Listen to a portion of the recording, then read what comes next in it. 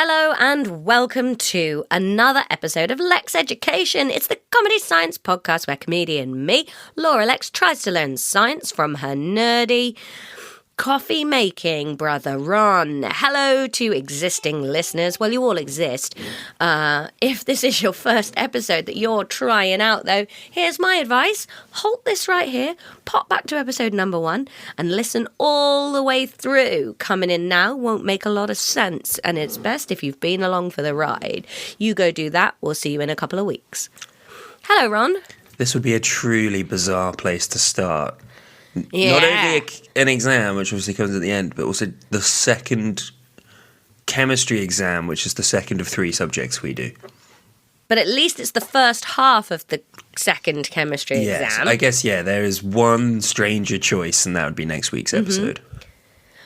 But next week's episode's actually Christmas. This is our last lesson of term, Ron. Yeah, Which is good, because we are both bogey-filled cough monsters. I'm out the other side of it as of yesterday, I think.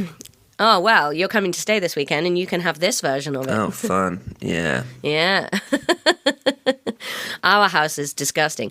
I've got that weird bit of it where I wake up feeling horrendous and then I'm sort of fine in the middle of the day, and then at about 9 o'clock, it all just comes back again.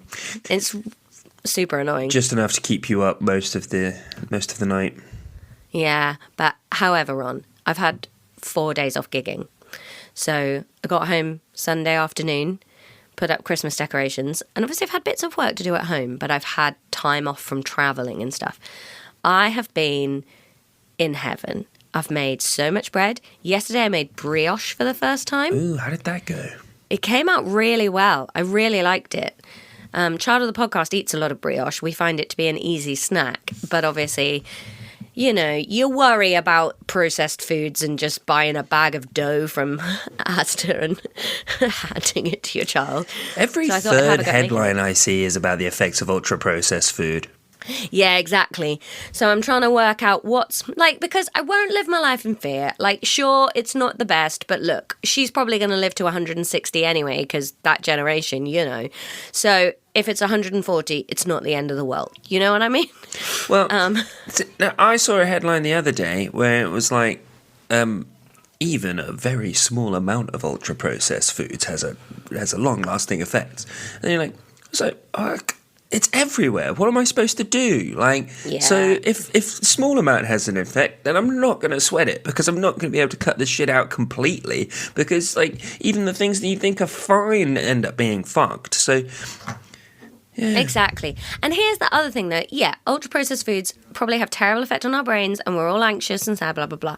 But they've also made it so that I can have a job and a life, because if I didn't eat ultra-processed foods, I would have to be a full-time at-home housewife and house person, just to be able to make all the things that we need to eat, because I can't make enough bread and brioche and baked beans and everything and nuggets and go to work to pay for the ingredients to make those. So it's a trade-off, isn't it? Yeah.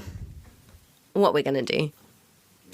We can campaign, Ron, for higher wages, so that you can live off one income in a household and the other one can sit around soaking lentils all day. Well, I think you just make the choices that you can. I stopped eating supermarket bread because I had heard that was an easy way to cut it out. Yeah. Well, Child of the podcast really wants to come up and talk to you. We've said no. I'll see you on Saturday. Yeah. Anyway, first chemistry exam. Sorry, we're a little bit given up, aren't we, Ron? We're just in full Christmas swing. It's also 12 minutes past 8 in the morning. It is one of our earliest ever records, if not the earliest Probably ever the record. earliest remote record we've ever done. Yeah, probs. But I'm very excited about it. And it turns out we needn't have done such an early record. We could have done the 10:30 time, because the Christmas market we were going to go and wander around. It is the most disgusting weather here today. Why didn't you say? What? That we could have done later. Because now it's just easy to get it out of the way, isn't it? For you, I had to get up early. Oh, boo and who? This is my time where I get ready for work. You are getting ready for work, Grinch style. I'm fucking talking to a fucking pilchard on the internet about the Grinch. What else could get you in the mood? Anyway, this episode is not Grinch. This episode is first half of the chemistry exam. Go forth, my listener buddies. Enjoy. It's time.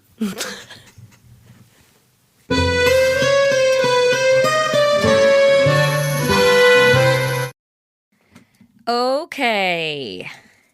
I promised myself I was going to do some extra research for this. Have I?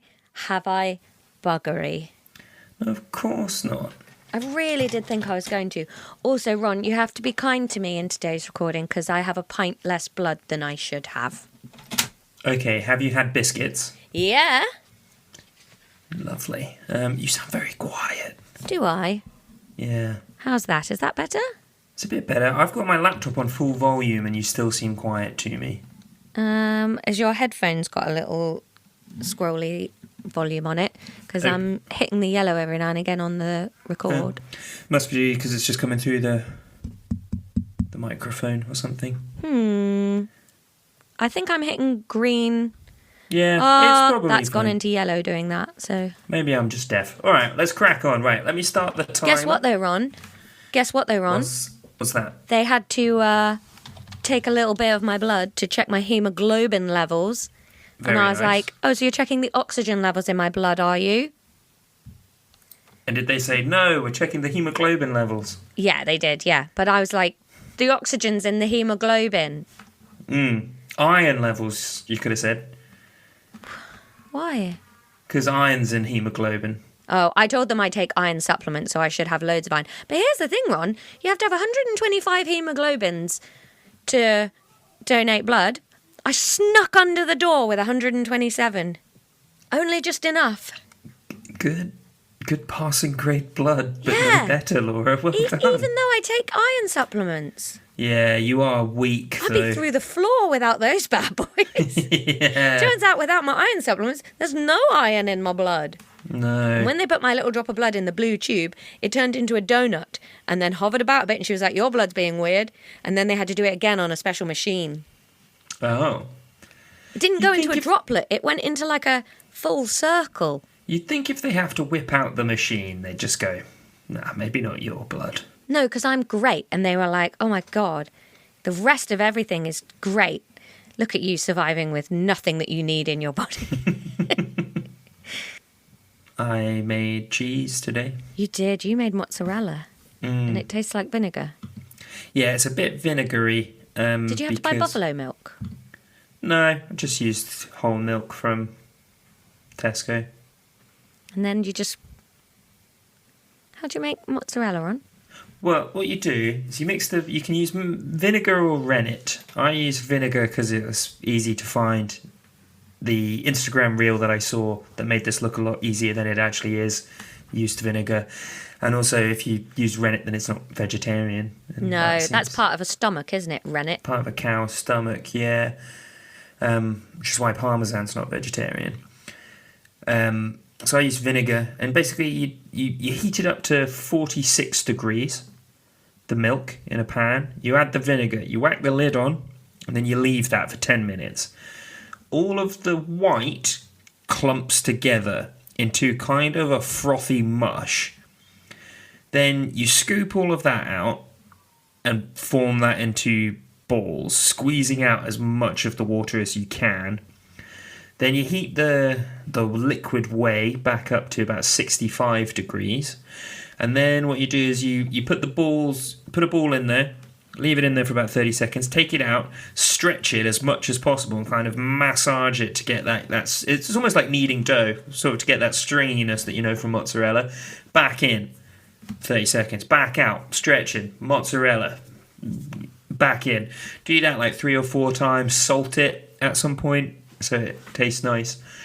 Then you got mozzarella, that's it. Leave it in cold water for half an hour so that it properly firms up and you got mozzarella, baby. Beautiful. And you get quite a lot. Like I'd say, so I spent like £1.50 on 4 pints of milk. And I'd say I made maybe like £8 worth of mozzarella. You should start a market stall, Ron. I'd wait till it was good first. I don't think I'll start now. But, for when I've got an hour to kill and I want mozzarella, Yeah. why not? I'm excited for you.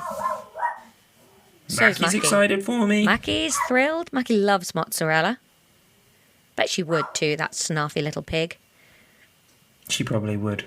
And I know that there's very little to it now. I always thought mozzarella would be a hard to make cheese, but no. Next, make cheddar and then compare it. Yeah, okay. Do I want to be a cheese guy? Maybe. You've been a sourdough guy. You're a currant porridge guy. Why not have a go at cheese? I'm a chutney guy at the moment. You're a chutter? I'm a chuttist. Do you know what I am at the moment living on my own?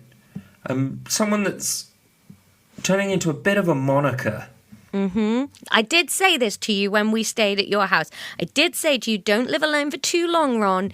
You're going to turn weird. Well, I don't think it's weird, but That's because you're living alone. Is it too far if you wash up the little food caddy every time you take the bag out? No. That seems sensible. That's normal, okay. I don't have a food caddy, but... Is it normal to pick all of the fluff out of the vacuum filter every time you vacuum the house? Oh, I do. Okay, cool, then we're normal. Yeah. Right. Let's not ask anybody that's not us. It's just I've got a nice little system now. I take the food bag out, and I put that outside, and then I spray the inside with lovely, smelly, nice spray, and then I wipe that with 2 squares of kitchen roll, and then that kitchen roll becomes the absorbent bit underneath the food bag, and it's already perfumed by the lovely spray. And it's a nice system. I think it's perfectly normal for you to do that and you should continue. I do think it's some of the dullest podcast content we've ever put out. Well, we've only got 1 hour and 39 minutes left, so we better... Nah, this wasn't included in the exam time. I'm sorry, I can't be penalised because the idiot exam guy was telling me about his weird house fetishes. I'm sorry, I did say that I'd started the timer. You didn't. I did. When? I said, timer's on, and then we started chatting. Yeah, soz. Right, should we crack on then? Restart it. No. Question 1. Discoveries in chemistry. I should say, we're doing AQA Higher Tier Chemistry, June 23. Anyone that Don't we wants to... traditionally give them this information a third of the way through the second episode of the exam? Yes, but as we crawl closer to being professional podcasters, we start doing these things right. Okay. And we talk about our bin routines. Question 1. Discoveries in chemistry led to a better... Rubens. No. Rubbish teens. Discoveries in chemistry led to a better understanding of atomic structure. Atoms were originally thought to be tiny spheres that could not be divided. Plum pudding! The plum pudding model of the atom was then developed. Ah, I just bit my pen and it broke. Plastic in my mouth now. To someone that didn't know what we were doing, you just shouted the words plum pudding and bit a pen in half. Figure 1 represents the plum pudding model of the atom. Describe figure 1 to us, Laura. Actually, don't do that. Just describe it, because the question is describe the plum pudding model of the atom for 2 marks. Okay. Well, what do they want me to say, though? It's a circle? It's a... No, don't! Ron, I didn't say this was my answer. Because describing it to the listener and describing it for marks... Look, the listeners aren't dum-dums. They know what the plum pudding model is, and so do you. So don't feel like you have to explain it too much. So... the plum pudding model... Describe the plum pudding model of the atom. Oh, fuck. It's question 1.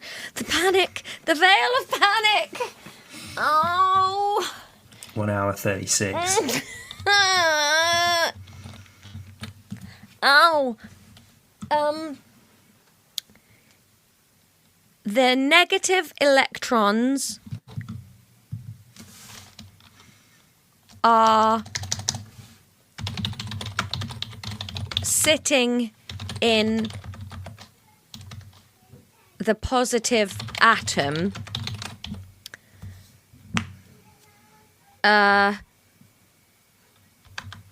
In this model, the negative electrons would be represented by plums in a positive pudding. The atom was thought to be a solid structure with no gaps.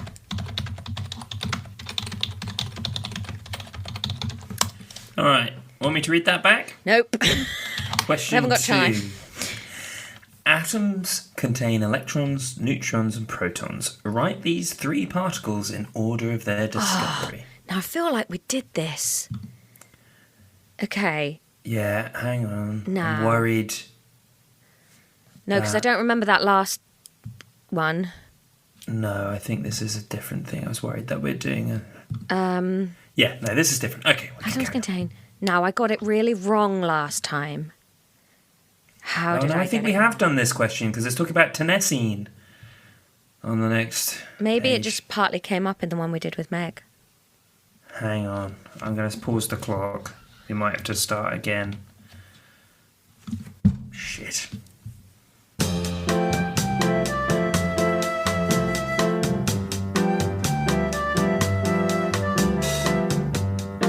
Would I have got 2 marks from? For the purposes of the podcast, I'd have given you 2. You were a bit vague. You did definitely got 1. You were a bit vague on sort of the positiveness part of it. Right, there's a new one. Sorry. Squealy beep beep beep.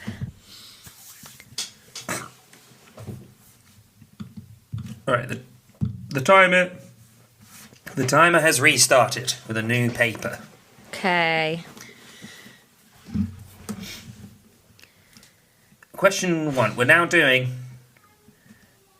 June 2020, everyone. Uh-oh. May. Famously dreadful year.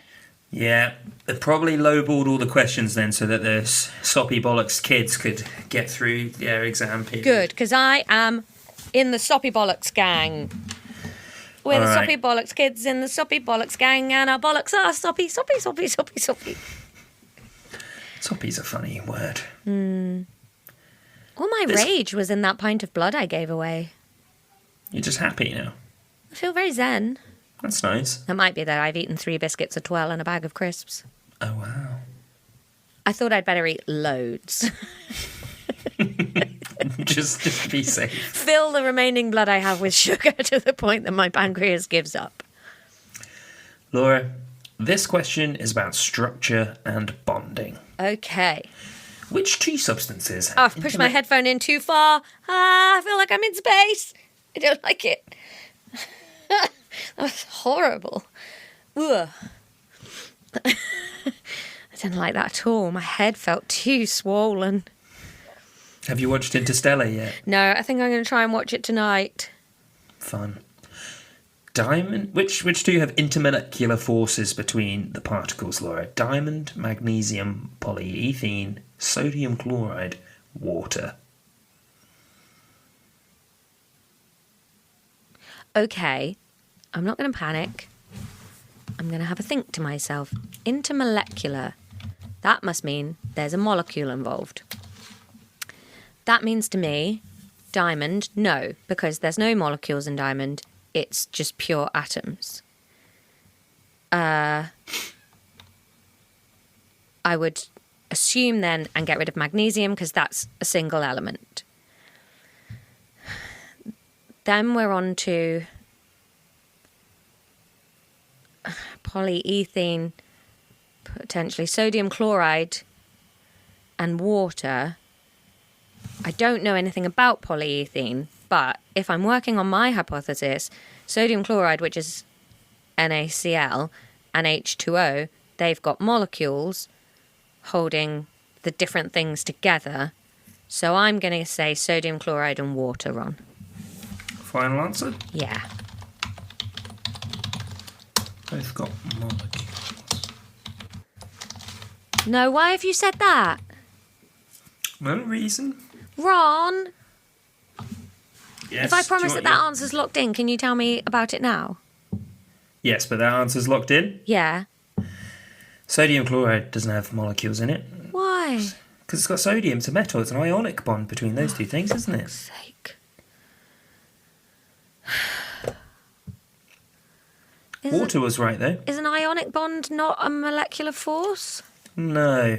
It's a bond between ions, not intermolecular. Oh. You can't have an iron molecule then? No. Okay. Well, you can have molecules can be ions, but that's different. Don't worry about it. Table 1 shows the structure of 3 compounds, Laura, and for fuck's sake, the diagrams are not to scale. We've got... Carbon dioxide's massive. I keep choking on it.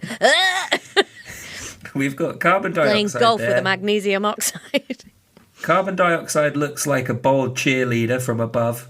Yeah. Then we've got magnesium oxide, which looks like a dice from a crazy place. And then we've got silicon dioxide, which Looks like a duck stuck to loads of other ducks. Yeah, duck pyramid. Duck Yeah. cheerleaders Yeah. competing with the other balding cheerleader. Compare the structure and bonding of the 3 compounds. I wonder how many discussions they had about whether the diagram's not to scale thing needed to go there for legal reasons.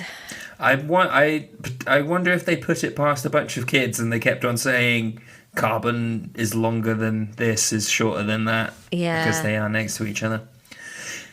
But anyway, compare the structures and bonding of those 3 compounds, Laura. Magnesium oxide has the tightest bonds of the 3 compounds.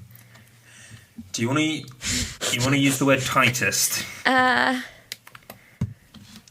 You said magnesium oxide has the tightest bonds. Has the strongest bonds. Why do you think that? They're close together. They're really close together. It's not to scale, you But they've not drawn any sticks on that one. Okay, don't scrap that then. Scrap it out. I said scrap it out. Don't use the pictures. Use your knowledge of bonds and structure. Then I've got nothing to use.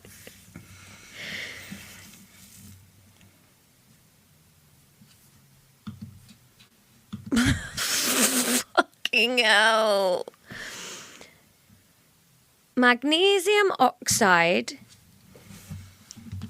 has... Sorry, I'm watching this video that... No, stop watching videos while we're doing a podcast. It's of your child. Why? What's she doing?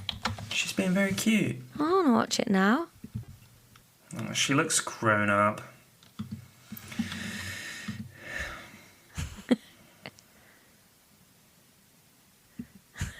I will watch it later. Okay, I'll watch it later. I really want to pass this exam.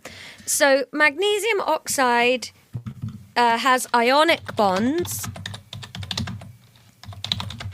where the other 2 compounds have covalent bonds.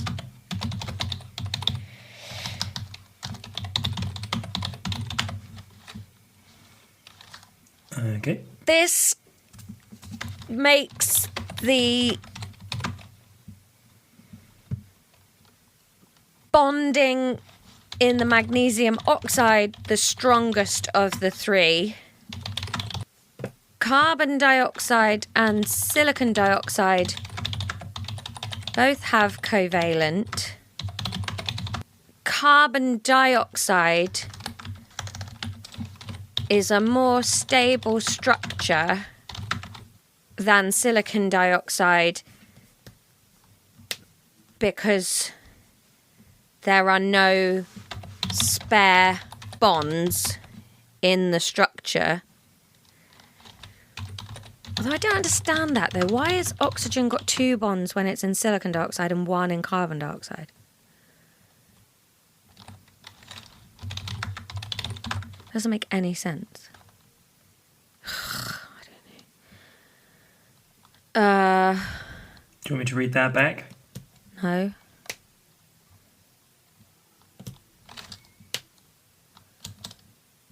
Oh, I don't know science talk. Silicon dioxide has like,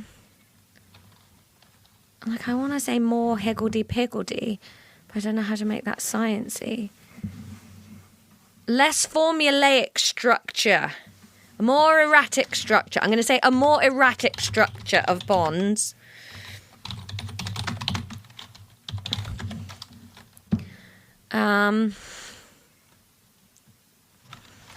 Oh, I don't know. That's all I've got.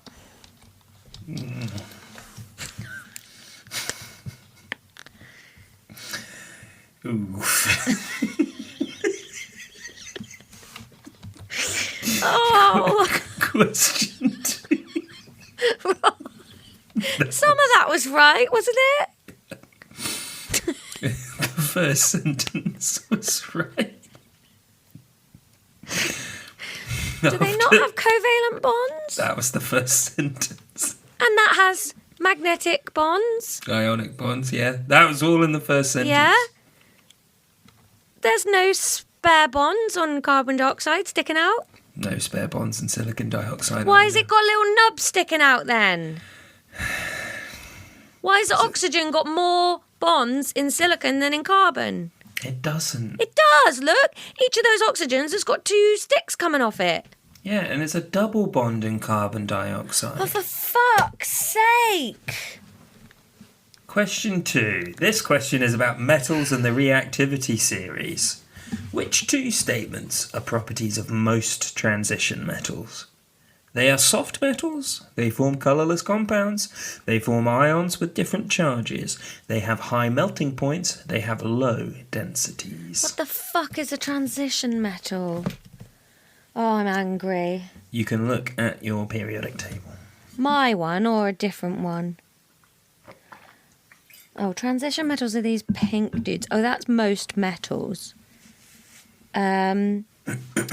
Right, so of the ones I know, let's say they are soft metals.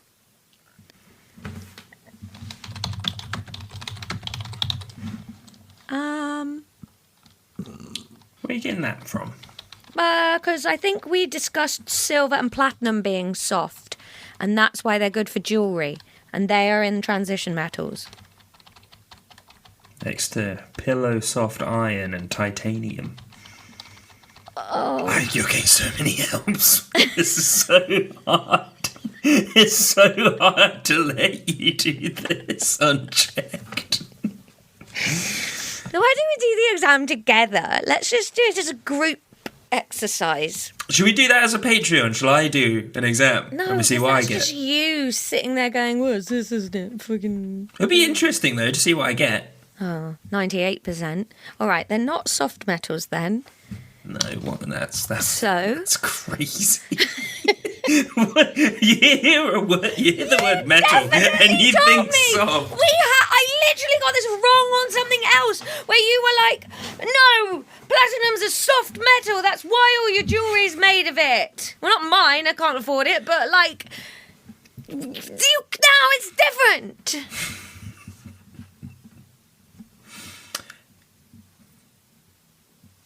Do you see why it's frustrating? Yeah, but it's not my fault. But also you have to see that lots and lots of other metals are there, ones that you know to be hard. Okay, so they're not soft metals. I don't know about colourless compounds. Mabes. Ions with different charges. Sounds like it could be true. High melting points. No, let's not do that one. Maybe they do, maybe they don't. We'll never know. Low densities. Well, it feels like if you had a low density, you'd be soft. And I know they're not soft. So I got to pick 2 of these 3 other ones. Ron loves ions, so we're going to go ions with different charges and colourless compounds. Most efficacious in every case. We'll drink a drink till Lily the pink, the pink, the pink. All right. A student A student added copper metal to colourless silver nitrate solution and the solution turned blue. So colourless compound feels unlikely. I'd like to change that, please, to ions with different charges, Ron. You already said that one.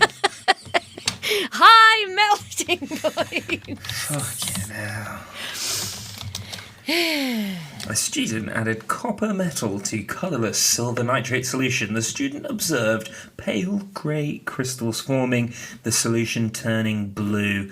Explain how these observations that show that silver is less reactive than copper. The copper attracted the nitrate to itself. Copper reacted with the nitrate. The copper reacted with the nitrogen, I guess. Nitrate? We'll say nitrate. Stealing it from the silver. And the silver was not reactive enough to hold on to the nitrate.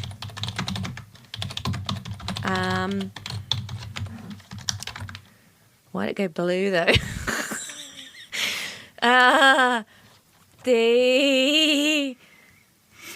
We know this because of the observations the students saw.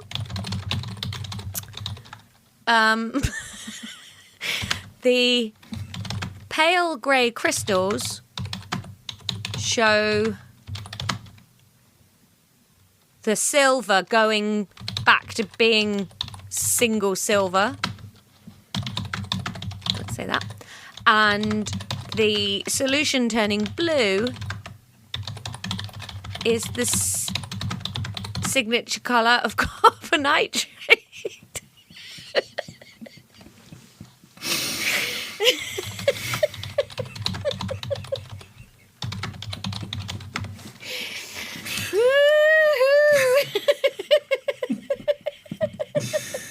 Fucking hell. Do you want me to read that back? No. I never want you to read it back, Ron. Otherwise I have to listen to it now and I have to listen to it in the results. Okay.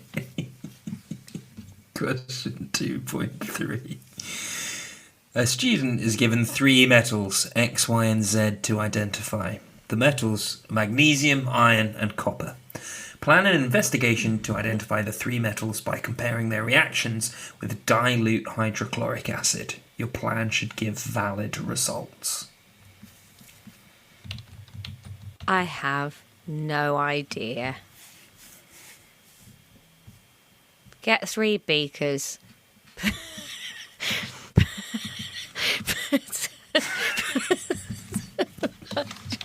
Put some hydrochloric acid in them. 100 ml in each one. Put goggles on. Get some tweezers. Pick up a piece of metal X.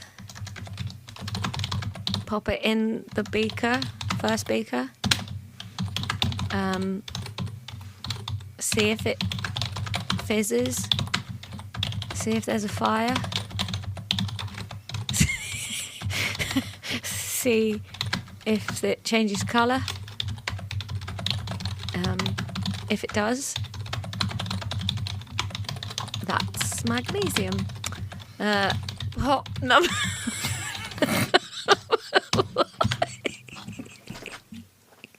In the next speaker, have a look.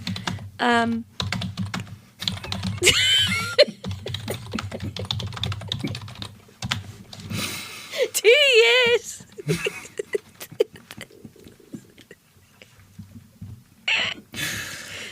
See if you can't fucking tell the difference between magnesium, iron and copper, I don't think you should be a scientist.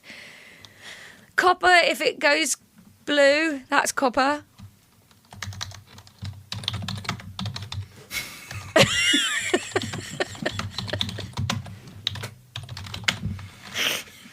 And then the iron is the other one. You don't need to put that in hydrochloric acid because once you've identified the two, you'll know what the third one is. Save yourself a beaker.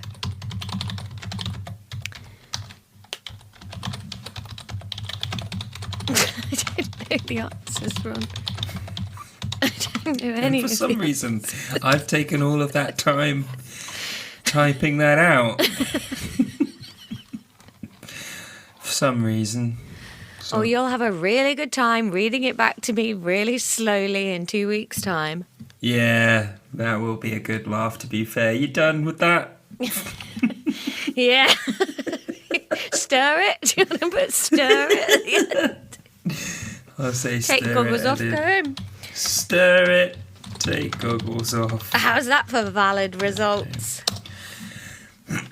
Metal M has 2 isotopes.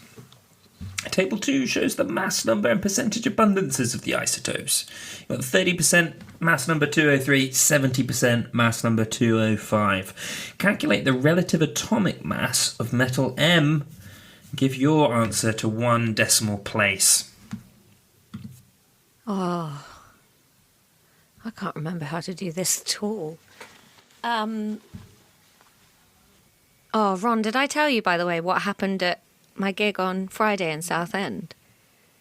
No. What are you reading? Technically should still be working, so I was just double checking that email wasn't important. I was at my gig on Friday doing my tour show, and I said, like, does anybody listen to the podcast? And this guy in the front row went, oh, yeah, I listen to loads. Chatterbix is really good. And I was like, no, my podcast. It was very embarrassing. Right. Table 2 shows the mass numbers and percentage abundance of the isotopes.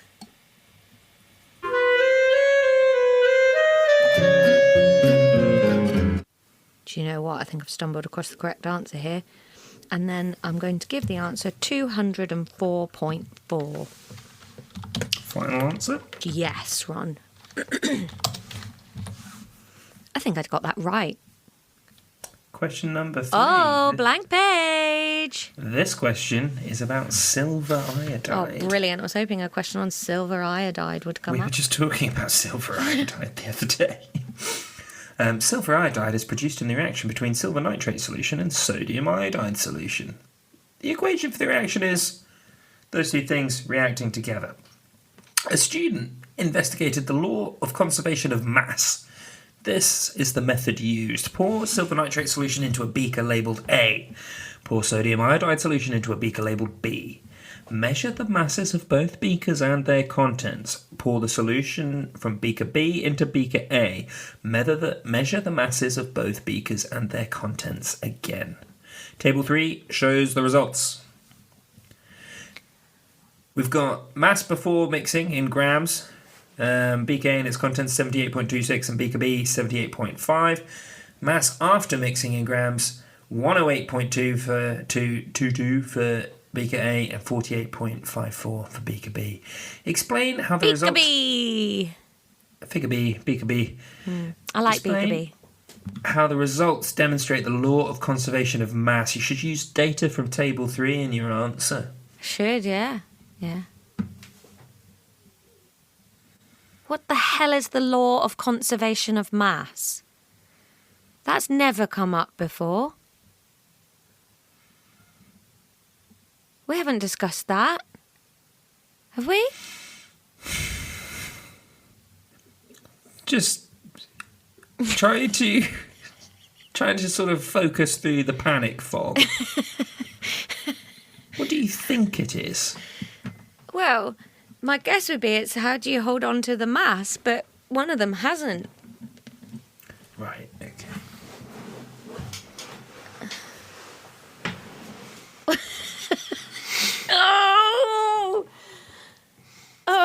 There's so much.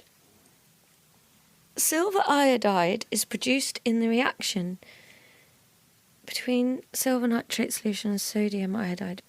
I don't even understand what's happening here. So you've mixed them together and then it changes weight just because you pour it into a different beaker. What's happening?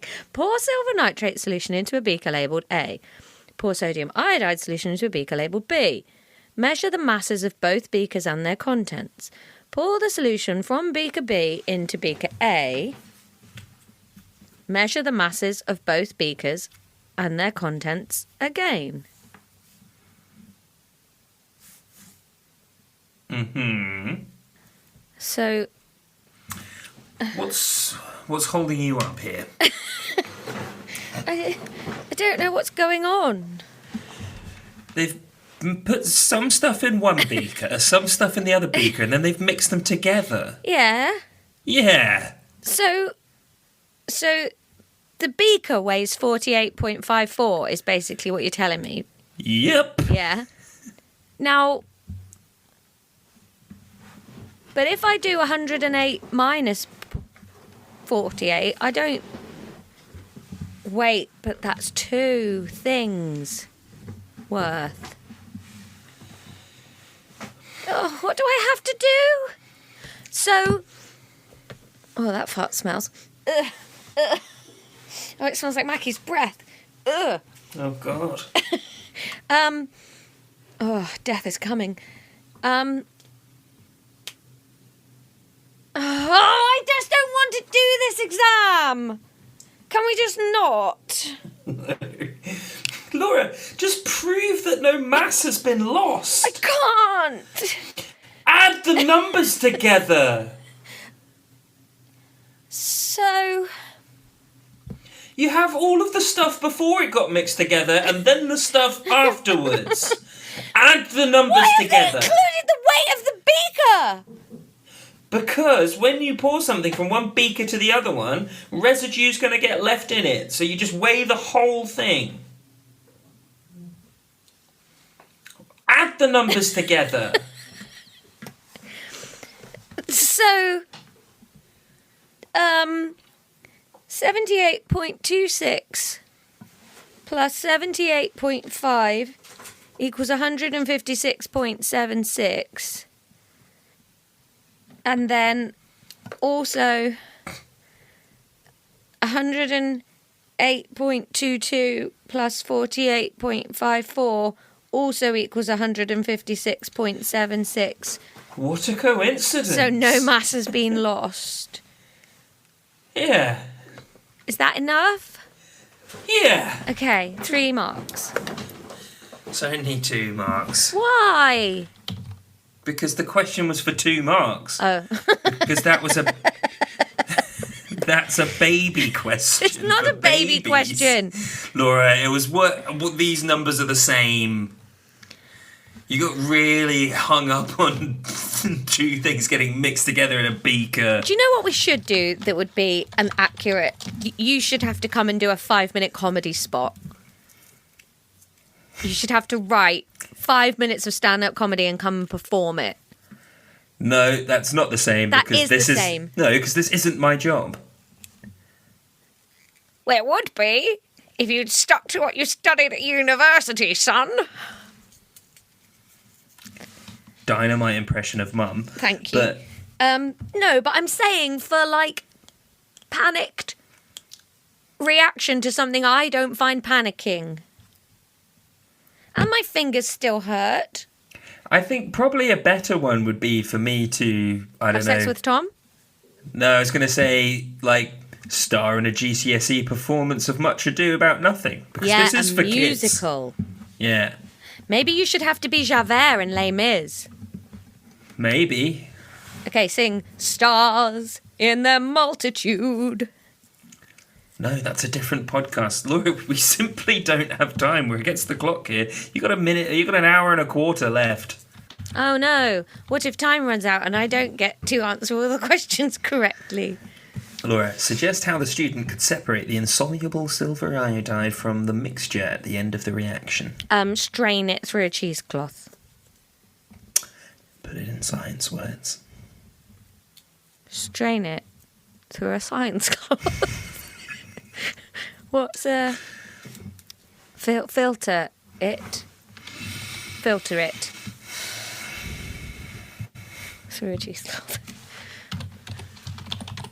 Would it be a sieve? What would you use in science? A filter. Okay, filter it through a filter. Filter paper. Literally, just the word filter will get you that mark. 100 points. 3.3. The student purified the separated silver iodide. This is the method used. Rinse the silver iodide with distilled water. Warm the silver iodide. Suggest one impurity that was removed by rinsing with water. Nitrogen. Nitrate. Final answer? Nitrate solution? Final answer? Yeah. Suggest why the student warmed the silver iodide. Comforting.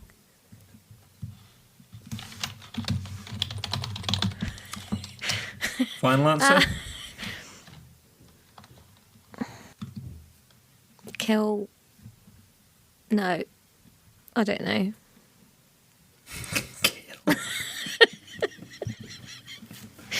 I don't know, Ron. Why would you need to warm up some silver iodide? What is iodide? I don't care.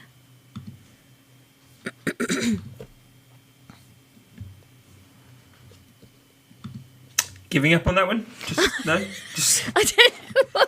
I don't even know what ballpark. I don't know what we're aiming for here. Student purified the separated silver iodide, rinsed it, warmed it, dried it. Maybe that dried it. Dried it. Ron, I'm going to say to dry it.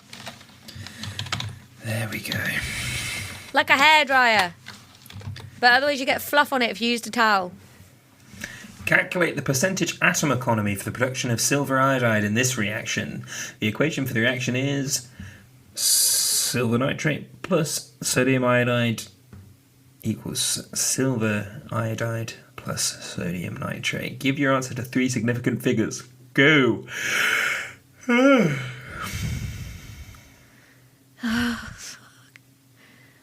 I've got water tummy. Atom economy? What are you talking about? What's atom economy? This is another one where what does it sound like it is?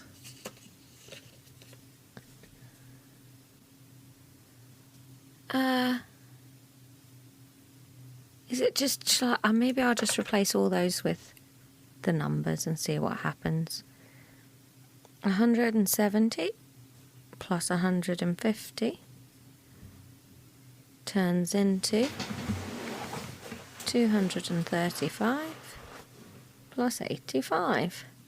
So that's 420 and 320. No. Oh no, it's 320 and 320. Almost like there's a rule about conservation of mass, isn't there? So, Why don't you read the question again? calculate the percentage atom economy for the production of silver iodide in this reaction. I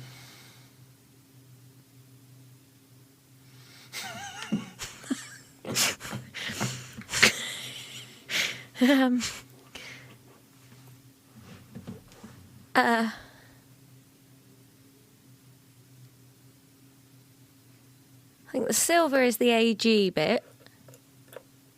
So, does that help? No. Which one's the silver iodide? AGL? Well, considering that's an I, maybe.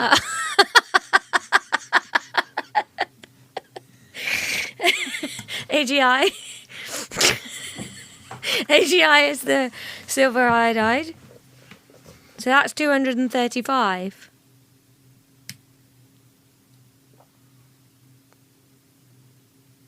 Yep.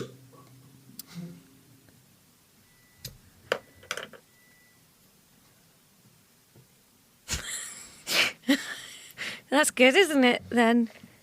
Moving on. No, help me! You want this to be your help? Yeah. Okay. You're looking for a percentage. There isn't one.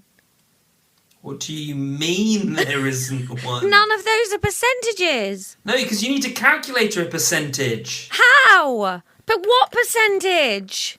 You worked out how much you started with. 320. And you've identified what the mass... 235. Yeah. How could we turn those numbers into a percentage? Which way round do you do it? If it was 180, you'd divide 100 by 80. Makes 80. Is that right? Nope. Oh, fucking God, shite bag. Okay.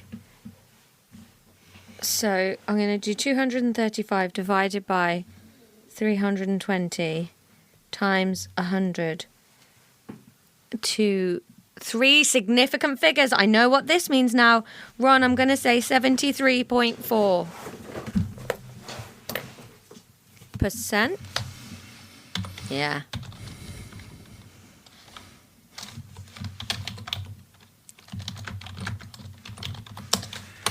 Whew, okay, rage over. Why are you Give one reason why reactions with a high atom economy are used in industry. It is more cost effective.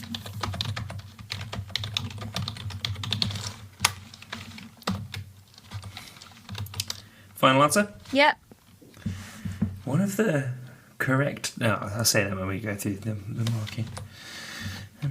All right, Laura. Question 4. Laura? Mm-hmm. Question 4. Yes.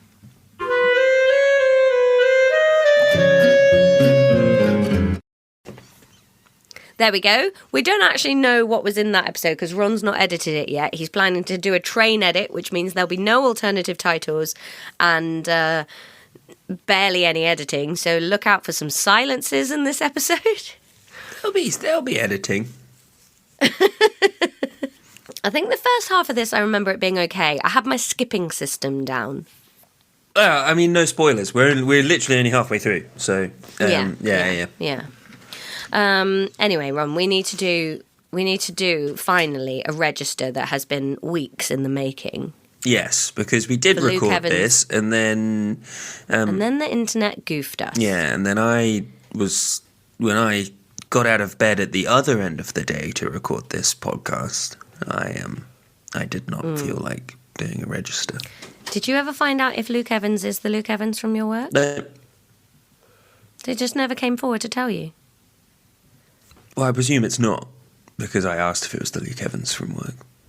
I love that somebody has signed up to the Patreon, loves us enough to give us some pounds, but has not replied to our information request as to who the hell they are. I love the lurkers. The lurkers are my favourite people. No, I love the chatters too. No, I feel bad. I love everybody.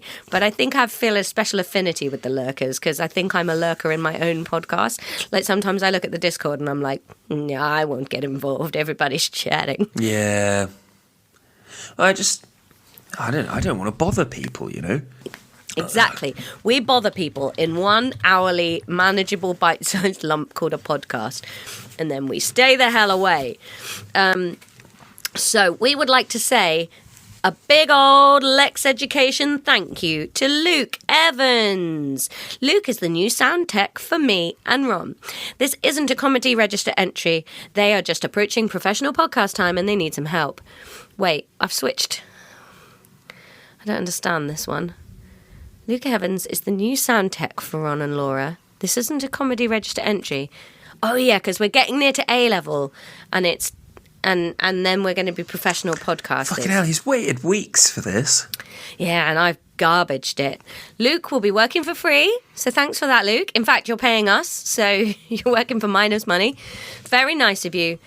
Thank you, mate. Thank you for agreeing that for the rest of the podcast, you will make sure everything sounds professional, including cutting all the coughing out of this intro and outro. Thank you. And that bang of whatever Ron just touched. That was a wire. Yeah, cut that out, Luke. We don't need that. The light in your room's really changed even as we've been recording, Ron. Sun's coming up because it's early. It is very early. Okay. Our listeners have proper jobs. They don't think it's early. Oh, I've been up for like an hour and a half. Yeah, but you're still... Your clock, your internal clock is still late because of your job. Oh, hell yeah. Because yeah. I won't finish work for 14 hours. Anyway, I just want to get this ended so that we can go and do the Grinch. I don't care about this outro until... Go away, everybody. See you soon. Bye. Pencils down.